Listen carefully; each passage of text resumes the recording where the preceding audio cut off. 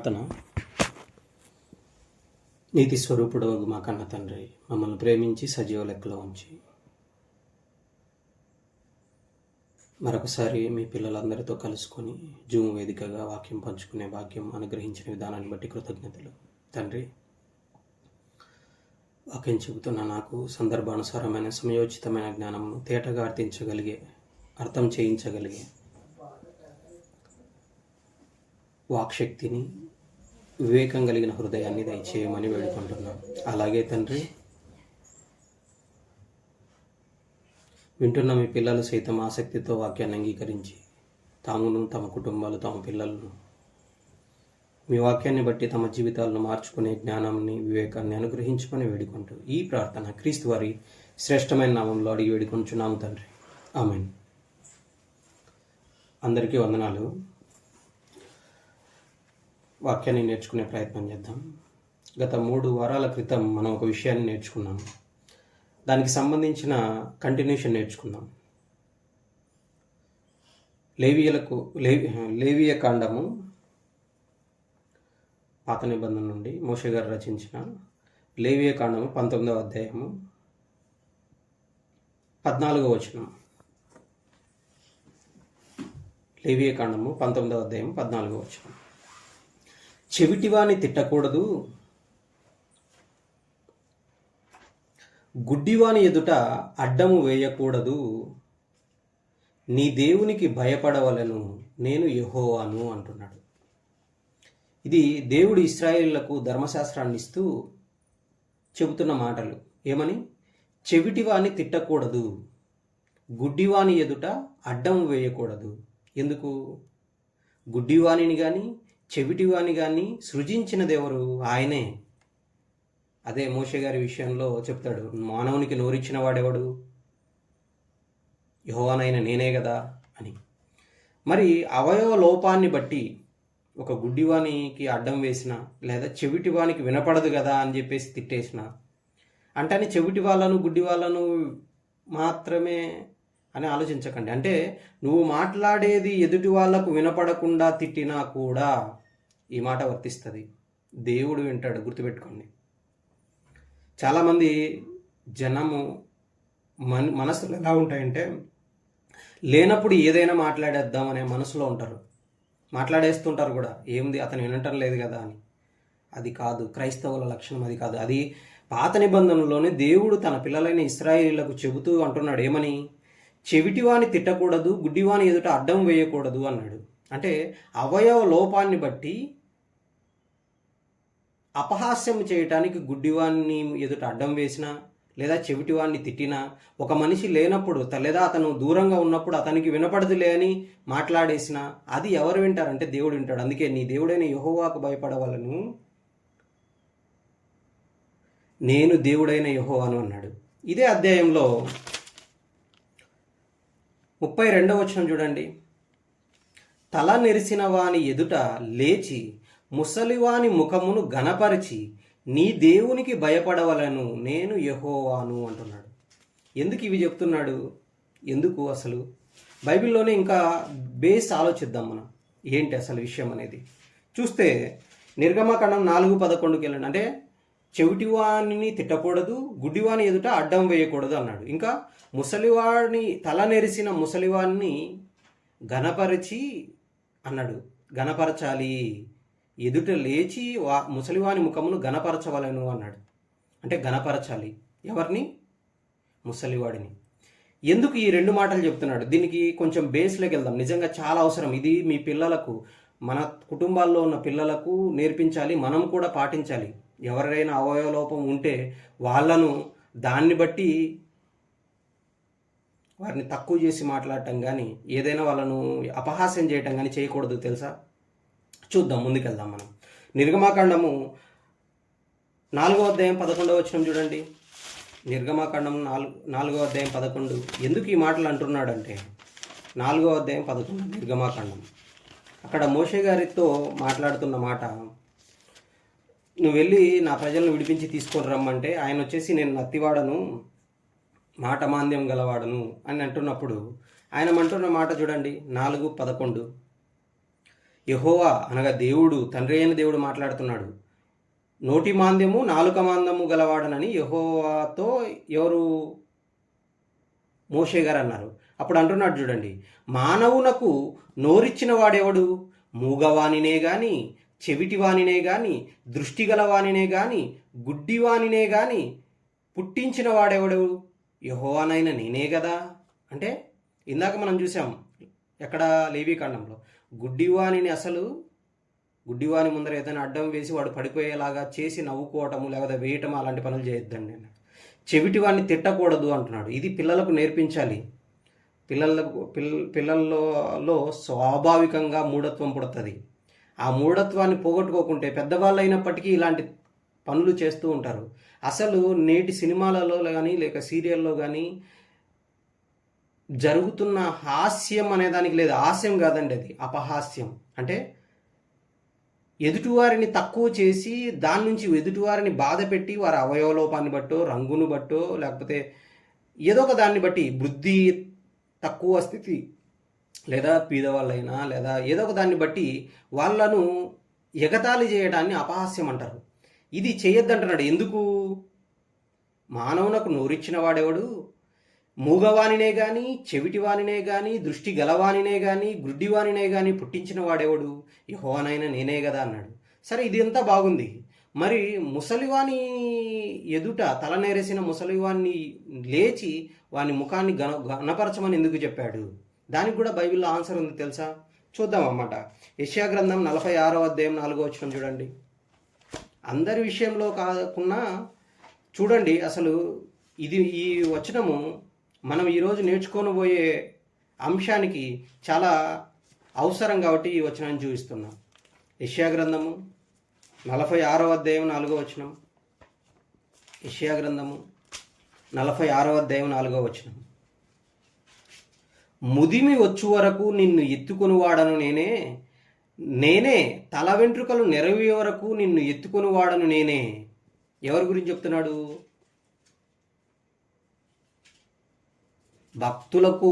భక్తుల గురించి మాట్లాడుతున్నాడు. ఇశ్రాయేలీల సమాజంలో ఒక మాట అన్నాడు. ఎవరిని? చెవిటివాణ్ణి తిట్టకూడదు, గుడ్డివాని ఎదుట అడ్డం వేయకూడదు అన్నాడు. ఇంకా ముసలివాణిని నువ్వు ఇశ్రాయేలీల సమాజంలో ఉన్నప్పుడు ఒక ముసలాయన ఎవరైనా కనపడితే, తల నెరిసిన ముసలు కనపడితే అతని ఎదుట నువ్వు లేచి అతని ముసలివాని ముఖమును ఘనపరచవాలను అన్నాడు. ఇక్కడేమంటున్నాడు? ముదిమి వచ్చు వరకు నిన్ను ఎత్తుకుని వాడను నేనే, తల వెంట్రుకలు నెరిగే వరకు నిన్ను ఎత్తుకుని వాడను నేనే. భక్తులుగా బ్రతుకుతున్నప్పుడు దేవుడు ఎంత స్టేజ్కి వెళ్తాడంటే ముసలి వాళ్ళ విషయంలో ఏకంగా ఎత్తుకుంటాడు అన్న మాట ఉంది చూడండి. ఎప్పటి నుంచి? ముసలివాడు అయిన తర్వాత ఎత్తుకోవడం కాదు, చిన్నప్పటి నుంచే భక్తులుగా బ్రతుకుతూ ఉంటే ముదిమి వచ్చే వరకు నిన్ను ఎత్తుకొని వాడను నేనే, తల వెంట్రుకలు నెరిగి వరకు నిన్ను ఎత్తుకుని వాడు వరకు అన్నాడు. ముదిమి వచ్చు వరకు. ఇప్పుడు ఈ విషయం అర్థం అవటానికి, ఇది మన పిల్లలకు నేర్పకపోతే, పిల్లలు నేర్చుకోకపోతే ఏంటి జరుగుతుంది? ఏంది ఈ చిన్న విషయం చెయ్యకపోతే ఏం జరుగుతుందో బైబిల్ చరిత్రలో జరిగిన దాన్ని రాసి ఉంచాడు. చూద్దాం అన్నమాట. 2వ రాజుల గ్రంథము 2వ అధ్యాయం 23వ వచనం చూడండి. 2వ రాజుల గ్రంథము 2వ అధ్యాయం 23వ వచనం. రాజులు 2వ గ్రంథము 2వ అధ్యాయం 23వ వచనం. అక్కడ నుండి అనగానే మీరు ఏకంగా 2వ అధ్యాయం మొదటి నుంచి చదువుకుంటూ రావాలి. ఎందుకంటే ఏలియా గారు కలిసిన సందర్భం. ఏలియా గారు ఆకాశంలోకి ఆరోహణం అవుతారు. అంతకుముందు ఆయన గిల్గాల్ నుంచి బేతేలు నుంచి ఎరికో నుంచి యోర్దాను ఇలాగా ప్రయాణం అవుతూ వస్తుంటాడు. వచ్చే సందర్భంలో అక్కడ నుండి అనగా ఎక్కడ ఎరికో నుంచి యోర్దాన్ నది దగ్గరికి వెళ్తారు. యోర్దాన్ దగ్గర ఒక సూచక్రియ చేస్తారు. అక్కడ నుండి అతడు బేతేలునకు ఎక్కి వెళ్ళెను. అతడు త్రోవను పోవచ్చుండగా, అంటే యోర్దాను నది నుంచి బేతేలు అనే ప్రాంతం కొంచెం ఎత్తుగా ఉండటం వలన ఎక్కి వెళ్లాల్సిన పరిస్థితి. ఎవరు అతడంటే ఎలీషా గారి గురించి మాట్లాడుతున్నాడు. ఏమని? ఎలీషా గారికి బట్టతల, అంటే తల మీద వెంట్రుకలు సరిగా ఉండవు. ఇక్కడ అతడు ఎక్కి వెళ్ళెను. ఎవరు? ఎలీషా గారు. ఏలియా గారు ఆరోహణం అయిపోయినారు. ఆయన వెతకడానికి చాలామంది వెళ్తే, సందర్భం చెప్తాను, అందులోకి వెళ్ళనక్కర్లేదు. కనపడితే నీకు 2 ఆత్మ పాలు వస్తుంది, లేకపోతే రాదు అని ఎలియా గారు చెప్తారు. ఏలియా గారు. ఎలీషా వచ్చేసి వెతకద్దు అని చెప్పినా కూడా శిష్యులు వినకుండా వెతుకుతారు. ఎలీషా చెప్పిన మాట వినకుండా వెళ్తారు. అయినా సరే ఒప్పించుకొని వెళ్తారు వాళ్ళు. అయినప్పటికీ ఆయన కనపడ్డు ఏలియా. నేను వెళ్ళొద్దని మీతో చెప్పలేదా అంటాడు ఎలీషా. ఇప్పుడు ఎలీషా భూమి మీద ఎలీషా ఉన్నాడు అంటే ఎలీషా వచ్చేసి ఏలియాకు ప్రతిగా ప్రవక్తగా అభిషేకింపబడిన తర్వాత అక్కడ ఉన్నాడు. అక్కడ ఉన్నప్పుడు ఆయన ఆ కార్యక్రమం అంతా అయిన తర్వాత ఒక సూచక్రియ చేసి బేతేలుకి ఎక్కిపోతుంటాడు. బేతేలు అనేది ఒక ఎత్తు ప్రాంతం. వెక్కి వెళ్ళాను. అతడు త్రోవను పోవచ్చుండగా బాలురు అంటే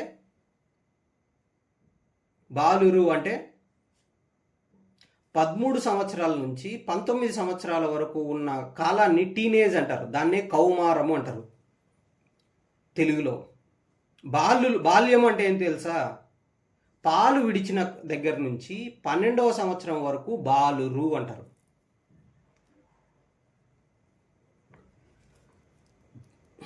ఇంకా మనకు యేసుక్రీస్తు వారు 12 ఏళ్ళప్పుడు అని చెబుతూ 12 ఏళ్ళ గలవాడై బాలుడు యెరూషలేములోనే దేవాలయంలో నిలిచెను అని రాయబడతారు. అంటే ఇంచుమించు 11, 12 సంవత్సరాలు ఆ వయసులో ఉన్న వాళ్ళు. వీళ్ళంట బాలురు ఏం చేస్తున్నారంట? పట్టణములో నుండి వచ్చి, అంటే వీళ్ళు ఎవరు? పట్టణంలో నుండి వచ్చి అంటారా? పట్టణం అంటే ఏంటి? అక్కడ ఎరికో పట్టణం ఉంది. యోర్దాను నది పక్కనే ఈ పట్టణం ఉంటుంది. ఇప్పుడు యోర్దాను నది వచ్చి మృత సముద్రానికి కలిస్తే, మృత సముద్రానికి పైన అనగా యోర్దాను నది పక్కనే ఎరికో పట్టణం ఉంటుంది. ఆ ఎరికో పట్టణంలో నుంచి ఎవరు? బాలురు వచ్చి ఏమంటున్నారు? త్రోవను పోతుంటే బోడివాడా ఎక్కిపోమ్ము అని అతని అపహాస్యము చేయగా. ఎవరిని అపహాస్యం చేస్తున్నారు? ఎలీషాని. ఎలీషా అంటే ఒక దైవజనుడు, ప్రవక్త. ఏలియా తర్వాత నిజంగానే చాలా గొప్ప వ్యక్తి అండి ఎలీషా.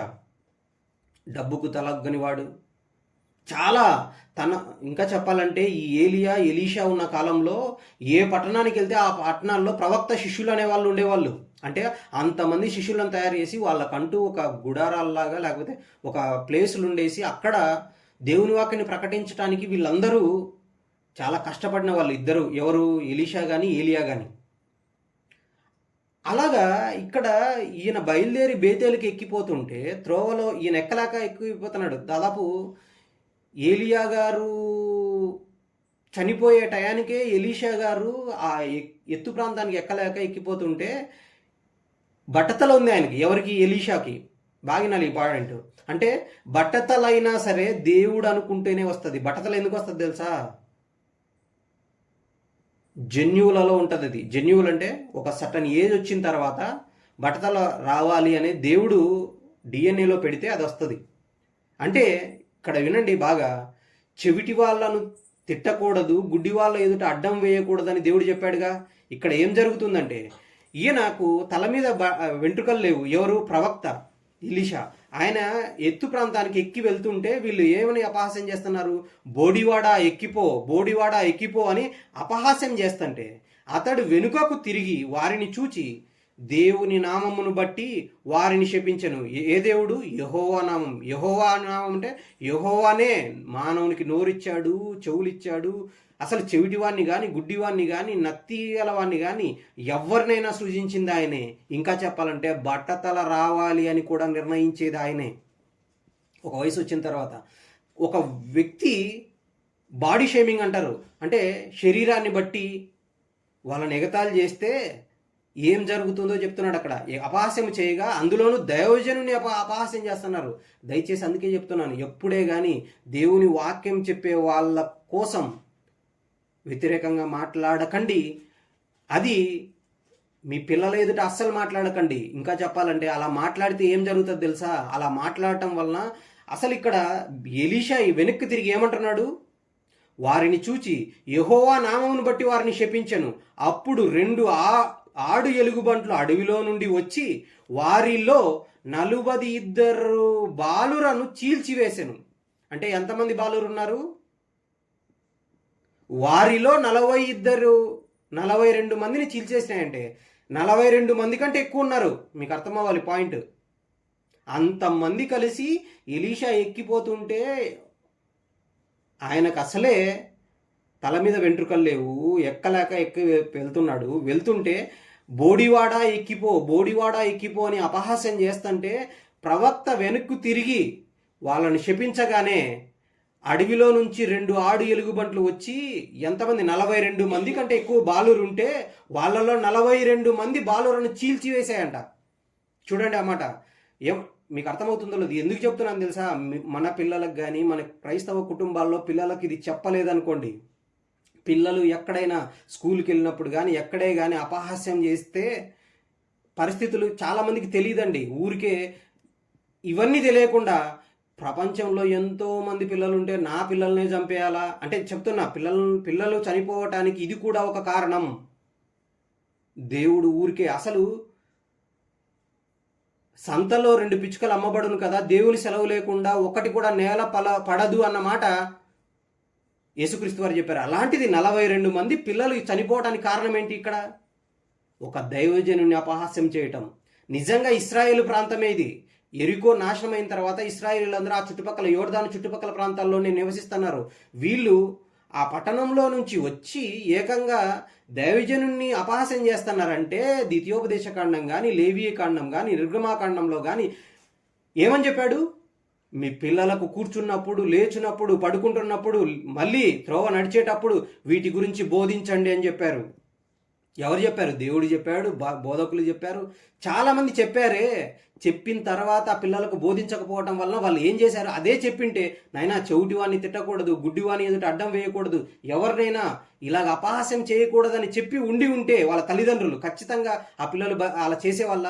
అలా చేయకుండా ఉండింటే వాళ్ళ ప్రాణాలు దక్కేవి. అలాంటి బాధ తల్లిదండ్రులు అనుభవించకుండా కాపాడుకునేవాళ్ళు, అలాంటి బాధ నుంచి విముక్తి పొందేవాళ్ళు, అలాంటి బాధే రాకుండా జాగ్రత్త పడి ఉండేవాళ్ళు. అది చేయకపోవటం వల్ల ఇశ్రాయేలీలుగా ఉన్న వాళ్ళే వీళ్ళు పట్టణంలో నుంచి వచ్చి ఎలీషా వచ్చేసి పైకి ఎక్కలేక కొంచెం ఎక్కిపోతుంటే ఆయన్ని చూసి బోడివాడ ఎక్కిపో అని అపహాస్యం చేయటం వలన ఏకంగా ఆయన శపిస్తే ఏం జరిగింది? 42 మంది పిల్లలు 2 ఆడు ఎలుగుబంట్లు వచ్చి చీల్చేసినాయి. ఆ జరగండి చూడండి అన్నమాట. అప్పుడు 2 ఆడు ఎలుగుబంట్లు అడవిలో నుండి వచ్చి వారిలో 42 బాలురను చీల్చివేశాను. అతడు అచ్చట నుండి పోయి కర్మేలు పర్వతమునకు వచ్చి అచ్చట నుండి పోయి షోమ్రోనుకు తిరిగి వచ్చాను. చూడండి ఏంటి, క్రైస్తవులకు ఇవన్నీ తెలియాలండి. బైబిల్ పట్టుకొని ఇంట్లో ప్రతి ఒక్కరికి ఒక బైబిల్ కొని ఇంట్లో పెట్టడం కాదు, ఆదివారం మాత్రమే తీసుకెళ్ళిపోయి ఉండటం కాదు. ఇది నేర్పాలి. అపహాస్యం చేయకూడదు. దైవజనుల విషయంలో మరింత జాగ్రత్తగా ఉండాలి. అసలు ఎందుకు ముదిమి వచ్చే వరకు ఎత్తుకున్నవాడు ఆయనే కదా, మానవునికి నోరిచ్చిన వాడు ఆయనే కదా. సరిగ్గా మాట్లాడలేకపోతుంటే అపహాస్యం చేయటం, వినపడలేదని అడిగితే ముసలి వాళ్ళు కానీ ఎవరైనా అపహాస్యం చేయటం, లేకపోతే ఏదో ఒకటి గుడ్డివాణి ఎదుట అడ్డం వేసి వాడు కింద పడిపోతే ఆనందించడం, లేదా త్రోవలో జారి పడిపోతే దాన్ని చూసి నవ్వేసేయటం, ఎగతాళి చేయటం, ఇలాంటివి మాత్రం అస్సలు చేయకూడదు. ఆ భయం ఉండాలి. ఎందుకు తెలుసా? ఆ టైంలో వాడు చూడకపోవచ్చు, లేదా చెవిటి ఆయన వినకపోవచ్చు, లేదా గుడ్డి ఆయన నాకు అడ్డం వేసింది ఎవరు, నేను పడింది ఏంటి అని ఎవరు తెలియకపోవచ్చు. కానీ దేవుడు ఉంటాడు అక్కడ, దేవుడు యాక్షన్లోకి దిగుతాడు. సుమా జాగ్రత్త. ఇది పిల్లలకు నేర్పాలి కంపల్సరీ చిన్నప్పటి నుంచి, లేకపోతే చాలా భయంకరమైన పరిస్థితులు. ఇదంతా ఎందుకు తెలుస్తుంది తెలుసా?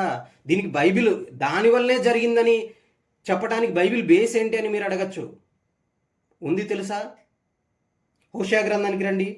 హోషేయ గ్రంథము 9వ అధ్యాయము 12వ వచనం చూడండి. హోషేయ గ్రంథము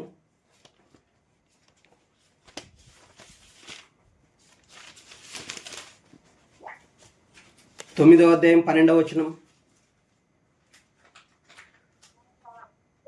వారు తమ పిల్లలను పెంచినను వారికి ఎవ్వరూ లేకుండా అందమైన స్థలములో వారిని పుత్రహీనులుగా చేసేదను. మీకు అర్థమవుతుందో లేదో, వాళ్ళు పిల్లలను పెంచినను అంటే మీరు చదువుకోండి తర్వాత అసలు దేవుని మాట వినకుంటే ఏం జరుగుతుందో అని చెప్పడానికి ఏకంగా 11 నుంచి 17 వరకు చదివితే మీకు అర్థమవుతుంది. దేవుని మాటలు వినకపోతే ఏం జరుగుతుందో అక్కడ చెప్తాడు. ఇంకా చెప్పాలంటే ఇదంతా చూస్తే ఎఫ్రాయిం గురించి చెప్తుంటాడు. ఎఫ్రాయిం నా బుద్ధు బిడ్డ, నాకు ఇష్టమైన కుమారుడా, ప్రేమించి ప్రేమించి ప్రేమించి దేవుని మాటలు వినకుండా ఉండిపోతే వాళ్ళతో ఏమంటున్నాడు తెలుసా? ఎఫ్రాయిం 11 నుంచి చూద్దాం, ఇంకా బాగుంటుంది. ఎఫ్రాయిం యొక్క కీర్తి పక్షి వలె ఎగిరిపోవును, జననమైనను గర్భముతో ఉండుట అయినను గర్భము ధరించుట అయినను వారికి ఉండదు. కిందికి వచ్చి అంటున్నాడు, వారు పిల్లలను పెంచినను వారికి ఎవరునూ లేకుండా అందమైన స్థలంలో వారిని పుత్రహీనులుగా చేసేదను. చూడండి, పుత్రహీనులుగా చేస్తాడు. పిల్లలు పుట్టిన తర్వాత కూడా పిల్లలను తీసేసే పని నాది అంటున్నాడు. ఎందుకు తండ్రి ఇలా చేస్తున్నావంటే 15 చూస్తే, వారి చెడుతనమంతయు గిల్గాలులో కనబడుచున్నది. అచ్చటనే నేను వారికి విరోధినైతిని.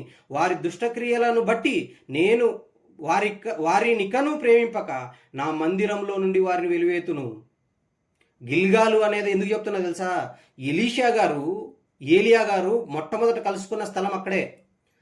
చనిపోవటానికి ముందు కలుసుకున్న తర్వాత అక్కడి నుంచి మళ్ళీ బేతేలుకి వెళ్ళటం, బేతేలు నుంచి ఇంకొక ప్రాంతం, ఇలా వెళ్ళి చివరికి ఆయన ఆరోహణం అవుతాడు బేతేలులో. ఇక్కడ చెబుతున్న మాట ఏమంటున్నాడు? ఇంకా 17వ వచనం చదువుదాం, ఇంకా కరెక్ట్గా రీజన్ ఉంటుంది అక్కడ. ఎఫ్రాయిము మొత్తబడెను, వారి వేరు ఎండిపోయెను, వారు ఫలమియ్యరు, వారు పిల్లలను కనినను, వారి గర్భనిధిలో నుండి వచ్చి సొత్తును అనగా ఏమన్నాడు? సొత్తును అనే పదప్రయోగం చేస్తానని చూడండి. సొత్తు అనగా గర్భఫలము, దేవుడిచ్చు బహుమానము, కుమారులు అనుగ్రహించు స్వాస్థ్యము అన్నాడు. దేవుని సొత్తైన ప్రజలు అన్నాడు. సొత్తు అంటే కన్న తర్వాత వచ్చిన దాన్ని ఆస్తిగా భావిస్తున్నారు కదా, అలాంటి ఆస్తిగా ఉన్న కుమారుల గురించి చెప్తున్నాడు. సొత్తును నేను నాశనం చేదును, వారు నా మాటలను ఆలకింపలేదు గనుక ఆయన వారిని విసర్జించెను. వారు పిల్లలను కనినను, వారి గర్భనిధిలో నుండి వచ్చి సొత్తును నేను నాశనం చేతును. ఎందుకు ప్రభువా ఇలా చేస్తున్నారు, ఎందుకు ఇది జరుగుతుంది అని బైబిల్ని మనం ప్రశ్నిస్తే అక్కడ చెప్తున్నాడు చూడండి 17, వారు నా దేవుని మాటలను ఆలకించలేదు గనుక ఆయన వారిని విసర్జించెను. ఆలోచించండి, ఎంత భయంకరమైన పరిస్థితి. ఏంటి? చెవిటివాన్ని తిడితే, గుడ్డివానికి అడ్డం వేస్తే, లేదా తెలియక ఎవరైనా జారి పడిపోతే నవ్వితే ఏమనుకుంటున్నారు అసలు దేవుడు అంటే? ఎదుటివాని లోపాన్ని బట్టి చేస్తే దేవుడు ఊరుకుండేవాడు కాదండి. దీన్ని బట్టి ఆలోచించండి. చాలామంది చాలా రకాలుగా భావిస్తుంటారు. పిల్లలు ఎందుకు చచ్చిపోవాలి, బాలుర గురించి చెప్తున్నా ఇక్కడ సందర్భం, మరి పసిబిడ్డల గురించి చెప్పలే, దానికి వేరే థియరీ ఉంది. మరి ఈ పిల్లలు ఎందుకు అంత పరిస్థితి ఎదుర్కోవాలి? మళ్ళీ ఒకసారి చదవండి, అది ఎంత చూడటానికి నార్మల్గా ఉన్నట్టు కనపడుతుంది. చెవిటివాన్ని తిట్టకూడదని చెప్పాడు, అవి గుడ్డివాని ఎదుట అడ్డం వేయకూడదని చెప్పాడు. మీ పిల్లలకు నేర్పండి, కూర్చునేటప్పుడు, లేచేటప్పుడు, పడుకునేటప్పుడు, త్రోవ నడిచేటప్పుడు మీతో పాటు ఉండాలి, మీరు నేర్పాలి. త్రోవ నడిచేటప్పుడు మీరు వెళ్ళేటప్పుడు ఎవరైనా గుడ్డివాడు కనపడినా కూడా వాని ఎదుట జాలి చూపండి, వాడిని తిట్టద్దు, లేదా చెవిటివాన్ని తిట్టకూడదు. వారి యొక్క అవయవలోపాన్ని బట్టి వాళ్ళని హీనంగా చూడొద్దు. బీద వాళ్ళని కానీ, ఎవరిని కానీ, పరదేశులను కానీ అలా చూడొద్దు. ఎందుకు? త్రోవ నడిచేటప్పుడు మీ పిల్లలు కొంతకాలం వరకు మీతో తిరుగుతారు. ఈవెన్ చెవిటివాన్ని తిట్టకూడదనే దాంట్లో ఏముంది తెలుసా? ఎవరైనా లేనప్పుడు, మన ఇంట్లో లేరులే అని చెప్పేసి ఇంకొకరి గురించి చెడ్డగా మాట్లాడుతున్నా కూడా దేవుడు వింటాడు సుమా. వాళ్ళు వినట్లేదని, అది అక్కడ భావం చెప్తున్నా నేను. చెవిటి వారిని తిట్టకూడదంటే వానికి వినపడదు కాబట్టి నువ్వు మాట్లాడుతున్నావు. చాలా జాగ్రత్తగా ఉండాలండి. ఇప్పుడు చదవండి ఆ మాట, 2వ రాజులు 2వ అధ్యాయం 23వ వచనం. భయం వేస్తుంది కదండి. ఏంది అసలు? కొన్ని వేల సంవత్సరాల క్రిందట జరిగిన సందర్భం అండి ఇది. అసలు ఒక ప్రవక్తను తిట్టినందుకు 42 మంది పిల్లలు చనిపోయారంటే ఎంతో మంది ఉన్నారు అక్కడ. వారిలో 42 మంది అంటున్నాడు. ఎరికో నుండి నేను చదువుతున్నాను 23 నుంచి. ఎరికో నుండి ఎలీషా బేతేలునకు ఎక్కి వెళ్ళెను. ఎలీషా త్రోవను పోవుచుండగా బాలురు పట్నంలో నుండి వచ్చి బోడివాడ ఎక్కిపోమ్ము అని అతని అనగా ఎలీషాను అపహాస్యము చేయగా, ఎలీషా వెనుకకు తిరిగి వారిని చూచి యెహోవా నామమును బట్టి వారిని శపించెను. అప్పుడు ఎందుకు? నోరిచ్చింది ఆయనే, చెవిటివాణ్ణి పుట్టించింది ఆయనే, గుడ్డివాణ్ణి పుట్టించింది ఆయనే, ఎవరినైనా ఆస్కరికి బట్టతలవాడిగా ఉండాలని కూడా ఆయన నిర్ణయించాడు. అందుకే అన్నాడు, నీ తల వెంట్రుకలలో ఒక్కటి కూడా నేల రాలదని అంటాడు ఒక చోట. నీ తల వెంట్రుకలన్నీ లెక్కింపబడి ఉన్నాయన్నాడు. ఇంకా ఎలీషా తల వెంట్రుకలు లెక్కింపబడలేదు అనుకుంటున్నారా?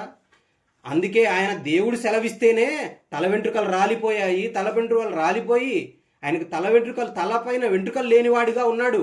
దాన్ని బట్టి ఎక్కిపోలేకపోతుంటే బోడివాడ ఎక్కిపో అని ఎగతాళి చేస్తుంటే ప్రవక్త తిరిగి శపించినందుకు అడవి నుంచి 2 ఆడు ఎలుగుబంట్లు వచ్చి వారిలో ఇద్దరిని, ఎవరిని? ఇద్దరిని కాదు, 42 2 ఎలుగుబంట్లు 42 చీల్చి పడేసినాయి. తెలుసా మీకు ఆ విషయం?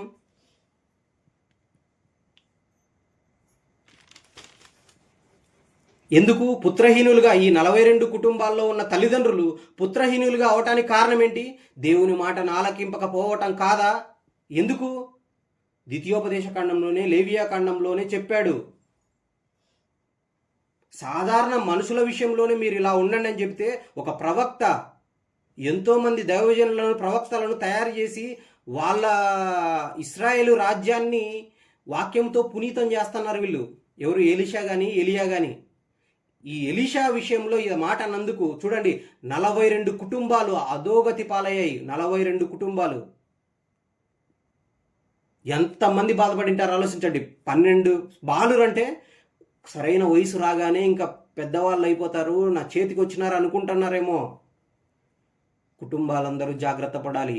ముఖ్యంగా బైబిల్ కలిగిన క్రైస్తవులైనా సరే, బైబిల్లో ఇంత గొప్ప మాటలు ఉన్నాయి కుటుంబ క్షేమాని కోసం, అసలు సమాజం కోసం ఇంత గొప్ప మాటలు ఉన్నాయని చెప్పేవాళ్ళు ఎవరండి? వివాహం విలువ తెలియట్లేదు, అసలు పిల్లల విలువ తెలియట్లేదు, పిల్లలు పుట్టారు ఎందుకు తెలియట్లేదు, పుట్టినా ఎందుకు మధ్యలో చనిపోతున్నారు తెలియటం లేదు. బైబిల్లో ఉన్న పేర్లు మాత్రం పెట్టేసుకుంటున్నారు. ఒకనాడు రూతు, సమంత, రూత్ ప్రభు అని పేరు పెట్టుకున్నారు. రూతు ఏం చేసింది? గొప్పగా బ్రతికి సాక్షాత్తు యేసుక్రీస్తు వారిని కనే వంశావళిలోనే నిలబడింది ఆవిడ. భక్తిగా బ్రతికి. అలాంటిది ఇప్పుడు భయంకరమైన జుగుప్సాకరమైన కార్యక్రమాల్లో లీనమైపోతున్నారు కదండి. పిల్లలకు ఇవన్నీ చిన్నప్పటి నుంచి నేర్పకపోవటం వల్ల కదా. పేరుకు మాత్రం రూతు అని పేరు పెట్టారు, కానీ తల్లిదండ్రులు రూతు జీవితం ఎలా ఉందో నేర్పితే ఇలా చేస్తారా? క్రైస్తవులైన వారు దయచేసి అదే బైబిల్లో ఇంత ఉన్నతమైన విలువలుంటే ఇవన్నీ తెలియకపోవటం వలన, బైబిల్ గురించి అసలు తెలియకపోవటం వల్ల, బైబిల్ పవిత్రమైన గ్రంథం కాదని, బైబిల్ పరిశుద్ధ గ్రంథం కాదని ఏదో ఇష్టానికి వచ్చినట్టు లోకంలో మాట్లాడుతుంటే విశ్వాసాన్ని సన్నగిల్లి పోనివ్వకండి. బైబిల్లో ఇంత ఉన్నతమైన విషయాలు ఉన్నాయని చెప్పేసి పిల్లలకు నేర్పండి. ఎవరైనా బైబిల్ గురించి చెడ్డగా మాట్లాడితే ఇంత గొప్ప విషయాలను చెప్పండి. ఏ గ్రంథం చెప్పిందండి? దయచేసి అందుకే బైబిల్ చదివేటప్పుడు జాగ్రత్తగా చదవండి. ప్రతి సమస్యకు ఖచ్చితంగా సమాధానం చెప్పే సమాధానాల గ్రంథమే బైబిల్. అది కూడా ఉన్నతమైన, సర్వోన్నతమైన సమాధానాలు చెప్తుంది, దేవుని మనసులోని సమాధానం. ఇది తెలియకపోవటం వల్ల 42 కుటుంబాలలో చావు వార్తలు విన్నారు. చనిపోయిన దాన్ని బాధ, రోదన ఎంత వినపడి ఉంటుంది ఆ పట్టణంలో ఆలోచించండి. ఇశ్రాయేలీలే వాళ్ళు, దేవుని పిల్లలైన వాళ్ళు. కనీసం బయట ఉన్న వాళ్ళకి తెలియదు, వాక్యాన్ని వినే స్థాయిలో లేరు. ఇష్టం వచ్చినట్టు పండగలంటూ, పబ్బాలంటూ, ఆశీర్వాదాలంటూ ఏదో ఇంకా అవసరాల కోసమే దేవుని నమ్ముకొని బ్రతికేస్తున్నారు క్రైస్తవులు కూడా. కనీసం కొద్దిగా ఉన్న మనమైనా సరే, వాక్యాన్ని దగ్గరికి వచ్చిన మనమైనా సరే జాగ్రత్త పడాలి. అపహాస్యానికి దూరంగా ఉండాలి. లేకపోతే జీవం గల దేవుని చేతిలో పడతారు. మీకు అర్థమైంది అనుకుంటున్నాను. చెవిటివాన్ని తిట్టకూడదు అనే దాంట్లో ఇంతుందా? గుడ్డివాని ఎదుట అడ్డం వేయకూడదనే దాంట్లో ఇంతుందా? ఒక దైవజనుని అపహాస్యం చేస్తే ఇంత భయంకరమైన కార్యక్రమాలు జరుగుతాయా? ఆలోచించండి. కాబట్టి కంపల్సరీ జాగ్రత్తగా ఉండండి. ముందు తల్లిదండ్రులైన వాళ్ళు కూడా ఇలాంటి విషయాలలో జాగ్రత్తగా ఉండి ఎదుటివారి విషయంలో ఎవరిని అపహాస్యం చేయకుండా వాళ్ళ లోపాలను బట్టి లేకపోతే వాళ్ళు లేరని చెప్పేసి అపహాస్యం చేయకుండా జాగ్రత్త పడండి. అప్పుడే పిల్లలు సైతం దాన్ని కంపల్సరీగా అవలంబించడం మొదలెడతారు. ఓకేనా? ఇది వరకు మనకు తెలియకుండా ఉన్నా కూడా ఇప్పటి నుంచైనా సాధన చేయటం ప్రారంభించాలి. అప్పుడే మనము మన కుటుంబాలు ఈ భయంకరమైన ఉగ్రత నుంచి తప్పించుకొని పరలోకానికి వెళ్ళటానికి అవకాశాలు ఉంటాయి. పాత నిబంధనలోనే ఇంత ఉన్నతమైన మాటలు ఉంటే కొత్త నిబంధనకు వచ్చేది ఎప్పుడు? కొత్త నిబంధనలో ఉన్న సరస్వతిని తెలుసుకొని మనం ఎప్పుడు మన జీవితాలను పునీతం చేసుకునేది? ఆలోచించండి. చిన్న ప్రార్థన చేసుకొని ముగించుకుందాం. ప్రేమస్వరూపుడు వగ్గు మా కన్న తండ్రి, మమ్మల్ని ప్రేమించి మీరు రాసిచ్చిన గ్రంథంలో ఎన్నో ఉన్నతమైన సంగతులు రాయించి ఉంచారు 1000 సంవత్సరాల క్రితమే. కానీ దాన్ని చదువుకొనక, ధ్యానించక, ఆలోచించక, అర్థం చేయించక క్రైస్తవమే నిర్వీర్యమైపోయి సంబరాల సందడిలో మునిగిపోతుంది. అంత భయంకరమైన సమాజముగా క్రైస్తవ సంఘాలే ఉంటుండగా తండ్రి, ఒక్కసారైనా వారికి ఈ మాటలు చెప్పి అందులో నుంచి కొందరినైనా అలాగే రక్షించగలిగే భాగ్యం మీ పిల్లలందరికీ అనుగ్రహించమని వేడుకుంటూ, ఆసక్తితో వాక్యం విన్న ప్రతి ఒక్క బిడ్డలు, వారి కుటుంబాలు చక్కగా మీ యొక్క జ్ఞానంలో ఎదగలుగుటకు జూమ్ వేదికగా ఆసక్తితో వాక్యం వినటానికి, విన్నది పాటించటానికి, తమ కుటుంబాలలో ఆశీర్వాదాలు పొందుకొని మీకోసం ఉన్నతంగా జీవించటానికి కృపను అనుగ్రహించమని వేడుకుంటూ ఈ ప్రార్థన క్రీస్తు వారి శ్రేష్టమైన నామంలో అడిగి వేడుకొంచున్నాం తండ్రి. ఆమేన్. అందరికీ వందనాలు.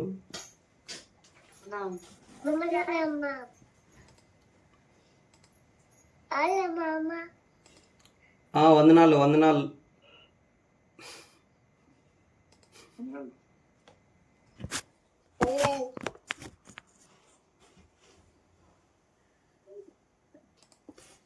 ఓకే వందనాలు. ఓకే చిన్ని, ఓకే థ్యాంక్ యూ చిన్ని, వెరీ గుడ్. ఇప్పుడు కూడా అద్భుతమైన విషయం. మరి చక్కని పాట ఈవెన్ పిల్లలు కూడా చక్కగా గమనించున్నారు.